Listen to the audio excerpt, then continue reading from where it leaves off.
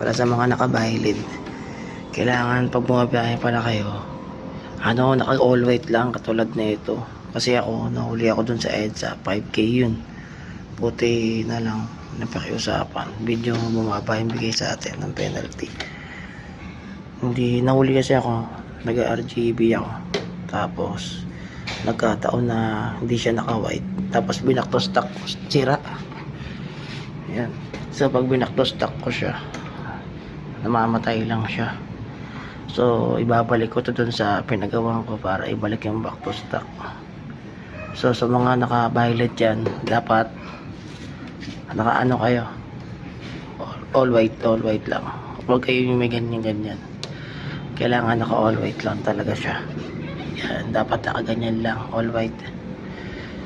Kasi ito wala tong huli. Ako nagkataon lang na-champion ako. Nakala ko pwede pag nahuli ka, saka may babak to stock. Hindi pala yun pwede. Kailangan pag tumatakbo ka, naka all white ka na kagad. Yun. So, update ko kayo sa susunod pag nabalik na yung back to stock natin. Kasi sira siya ngayon.